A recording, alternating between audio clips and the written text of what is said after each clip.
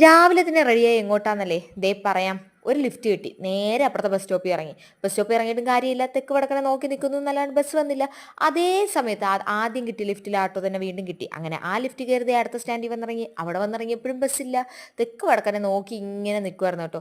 ഈ ചൂടത്ത് ചൂടാണെന്നും മഴ പെയ്തില്ലാന്നും മഴ പെയ്തെന്നും പറഞ്ഞിട്ടൊന്നും ഒരു കാര്യമില്ല. പുഴുകുന്നുണ്ടായി. പിന്നെ കഷ്ടിച്ച് ബസ് കിട്ടി അടുത്ത സ്റ്റാൻഡിൽ ഇറങ്ങി. സ്റ്റാൻഡല്ലല്ലോ, സ്റ്റോപ്പിൽ ഇറങ്ങി. സ്റ്റോപ്പിൽ ഇറങ്ങിയിട്ട് കുറച്ച് ക്രോസ് ചെയ്ത് നടക്കാനുണ്ടായിരുന്നു. അങ്ങനെ നടന്ന് യമണ്ട ഫ്ലാറ്റിൻ്റെ ഫ്രണ്ടിലെത്തി. ഇവിടെ നിന്ന് അപ്പുറത്ത് അങ്ങറ്റത്തെ ഫ്ലാറ്റിൽ വേണമെങ്കിൽ എനിക്ക് പോകാൻ, അതും 12ാമത്തെ നിലയിൽ.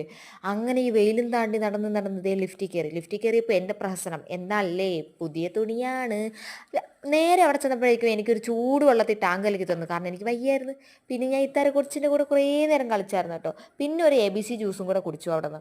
അത് കഴിഞ്ഞ് ഞാനും അവനും കുറേ നേരം ഇങ്ങനെ ഇരുന്ന് വർത്താനമൊക്കെ പറഞ്ഞു. അവന് പറയണമെന്ന് എനിക്ക് മനസ്സിലാവില്ല, എന്നാലും നമ്മൾ വർത്താനം പറയും. താഴോട്ട് നോക്കിയപ്പോഴത്തേക്ക് എന്ത് നല്ല രസമല്ലേ, തെങ്ങൊക്കെ നമ്മുടെ തീപ്പെട്ടിക്കൂടിൻ്റെ അത്ര പോലും ഇല്ല, അമ്പടി കുമ്പടിയായിട്ട് നിൽക്കണേ. അതിന് ശേഷം നോക്കിയപ്പോഴത്തേക്ക് കുറേ മണ്ണിടിച്ചിലൊക്കെ കണ്ടു കേട്ടോ. അപ്പോൾ ഞാൻ ആലോചിച്ചു പ്രകൃതി എന്തിനാ നശിപ്പിക്കണേന്ന്. അപ്പോഴേക്കും അവൻ ദേ കറിവേപ്പില പറിച്ചുകൊണ്ട് തരിക.